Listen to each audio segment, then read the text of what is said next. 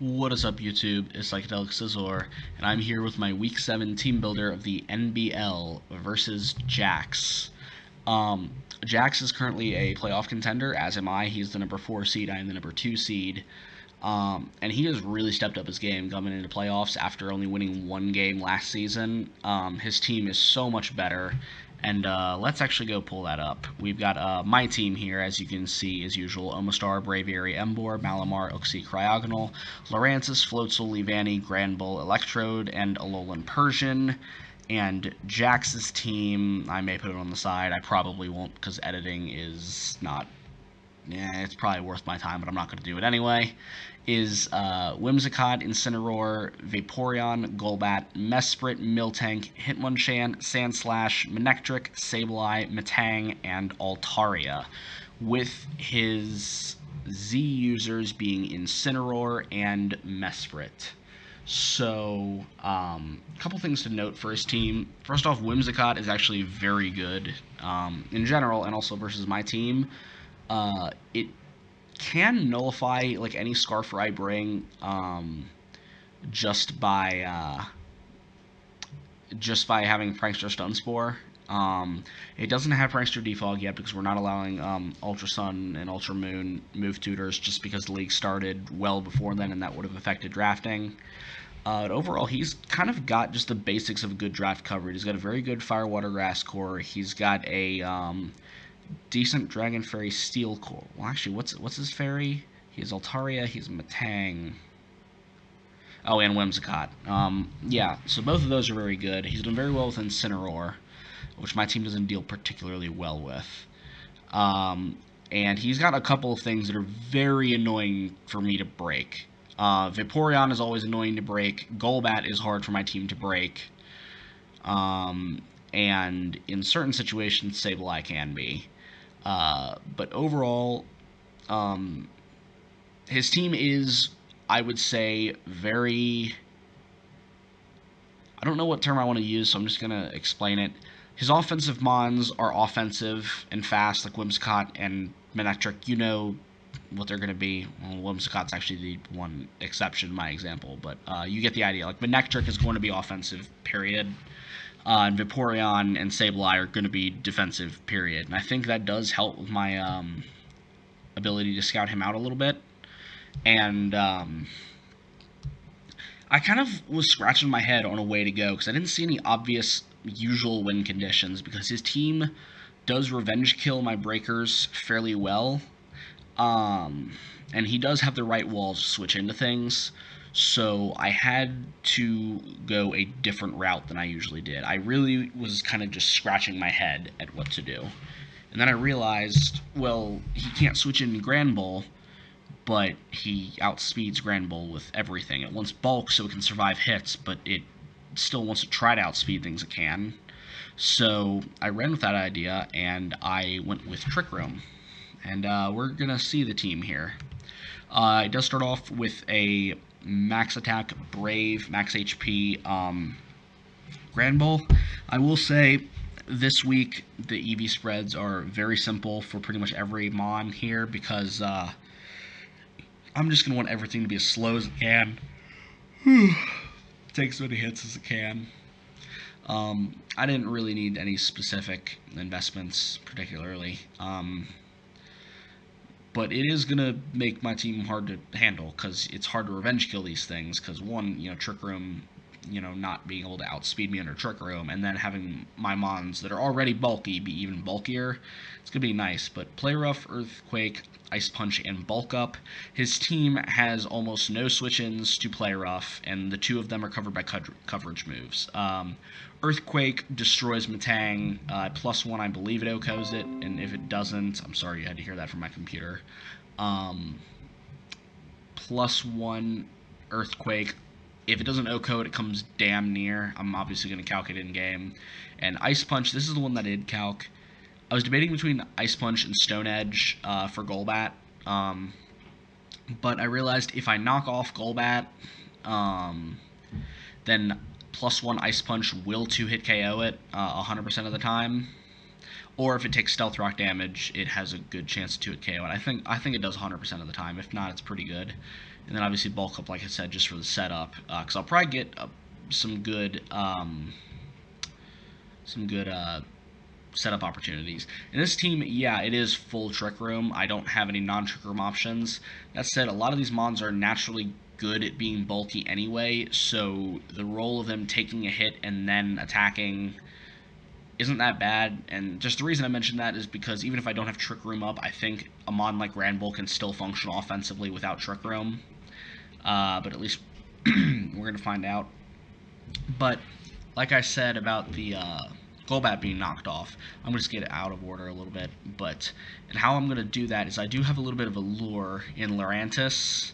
It is Spadef just to easily, like 100% of the time, switch into Vaporeon. But obviously this thing gets hard walled by Golbat. And so I am running knockoff on that because that's probably going to... excuse me. It's probably going to switch in quite a bit. And it's just supposed to be a nice, easy switch into Vaporeon, because Vaporeon does handle this team rather well. So if I can knock off Golbat, it is suddenly much less of a problem. So I'm hoping that is what happens. So then, going back to order, we've got Uxie, Stealth Rock, Trick Room, Memento, and Psychic. Even though I have Memento, I'm hoping I can keep it around to set up Trick Room a couple times. And I do have enough speed to always outspeed Incineroar, because while everything else needs to underspeed things, Uxie is going to be setting up Trick Room when there isn't Trick Room. So I want it to outspeed the one thing on that team that can OHKO me reliably. So I did consider Mental Herb, but then that does make Sableye like able to completely shut this set down. So I'm running Mental Herb so that Sableye does not destroy this entire team. Although Granbull does... Well, Granbull doesn't even come in freely on it because of Will-O-Wisp. I really wanted to run Lumberry for that. But, one, I need the extra damage output from Expert Bell to get the KOs that I need. And two, Emboar will switch into Sableye 100% of the time. It is not bothered by a single thing that Sableye can do, so I am comfortable with having that synergy. I do feel like this team does synergize well. It's not just a bunch of mons thrown together. It does have some strategy to it. But, rather simple set here. Our other Trick Room setter is we do have Malamar, Trick Room, Superpower, Psycho Cut, Knockoff, with a Psychium Z. This is just to give it a nuke versus something if it has to.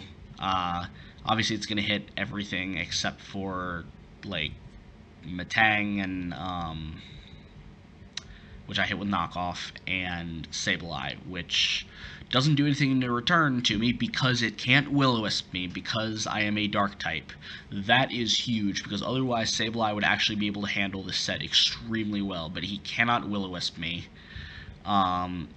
Although it still would be able to stall me out a little bit, but at least it doesn't, I can at least get a knockoff versus it, and it doesn't risk crippling this set.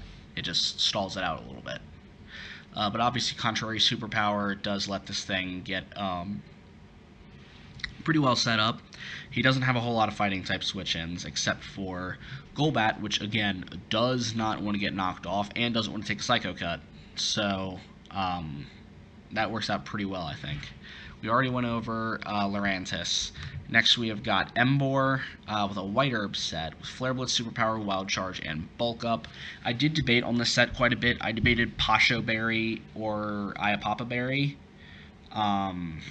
or whatever, Figgy Berry, whatever 50% berry you decide to run.